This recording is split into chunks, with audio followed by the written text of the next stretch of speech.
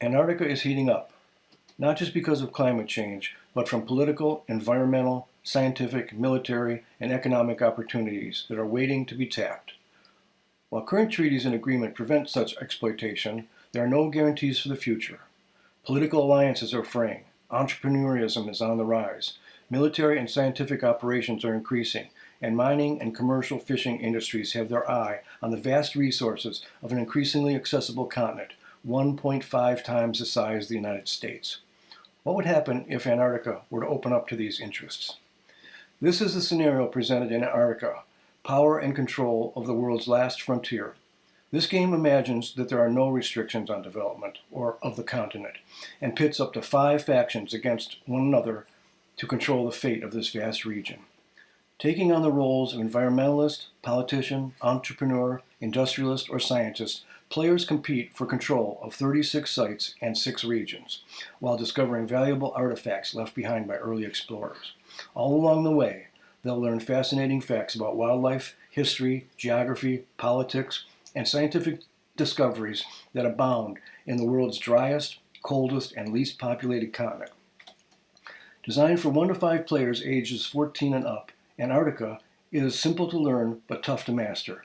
Each faction begins with different abilities and goals and vies for control of research stations, wildlife colonies, extractive resource sites, international zones, and historic sites, all while racing to destinations to gather valuable artifacts. But don't think you know everything about the competition, because each player has a hidden agenda that is not revealed until the end of the game. With nearly 400 cards and 5 decks, Antarctica is competitive but not mean-spirited, informative but not ideological, imaginative but based in the real world, historically accurate but also speculative on the future of the continent. Like any great game, there are plenty of strategic approaches, so it's never the same game twice. So let's take the tour. The unique round game board is an accurate map of the continent and oriented such that all players have a view facing at least one color-coded region. Each region includes 5 locations, the rectangles, and 1 destination, the circles. The map includes a symbols key and spaces for random event cards and a round indicator. Sites and destinations represent actual places and are geographically accurate.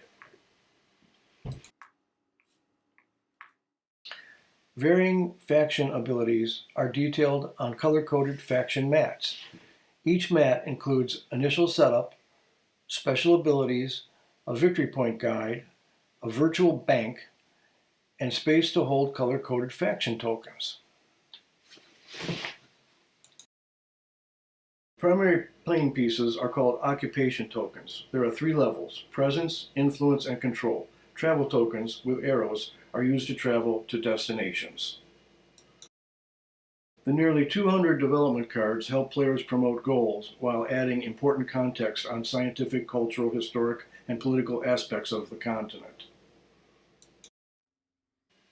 Artifact cards collected at destinations provide victory points and fascinating insights into lost items from the historic exploration of Antarctica.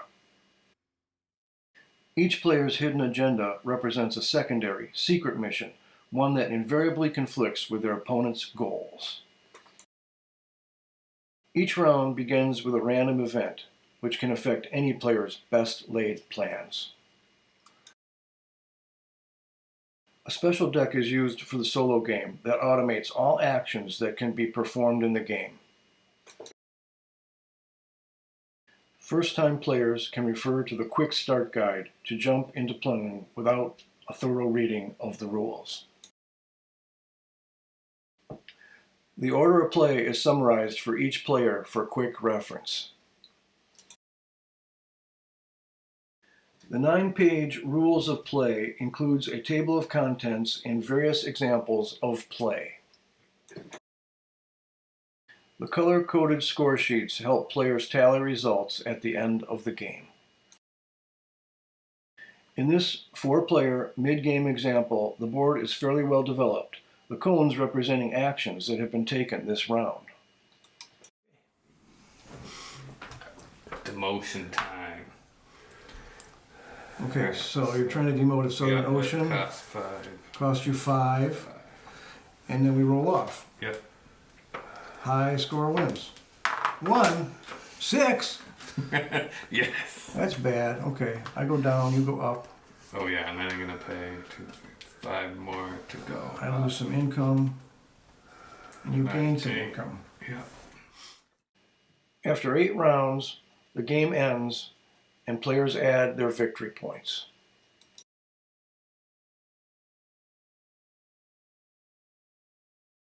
One of the unique aspects of Antarctica is that while the game presents many historical, scientific, and environmental facts about the continent, it takes place in an alternate reality, one that presents Antarctica as if there were no treaties and no agreements or laws governing its use.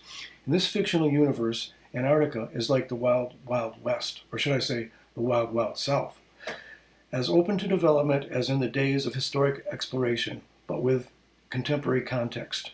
As such, it represents a possible future where all the resources, wealth, geography, and potential of the continent are up for grabs. Antarctica is contemporary, unique, and multifaceted, but does not promote any particular political agenda.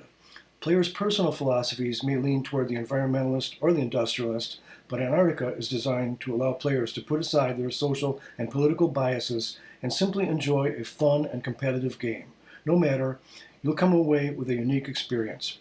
Antarctica has been in the process of development for over a year and has been thoroughly play-tested by seasoned developers and gamers, as well as presented blindly to a random selection of enthusiasts. All have agreed that the game is fun, competitive, and informative. As you can see, all manner of details have been attended to, from professional graphics to third-party copy editing. The indexed rules of play are concise and clear, and player aids like Quick Start Guide and the Quick Reference Cards are meant to get players involved immediately. While the game is essentially in a highly developed state, we would like to leave the finer points to you, particularly regarding branding and artwork, box design, component materials, and of course, any suggestions you may have to improve the playability. I invite you to put the game through its paces at your convenience. We can provide PDFs of all the components or print physical copies for your review. Thank you for watching this video. If you're interested, please contact me using the information provided on this screen. I hope to hear from you soon.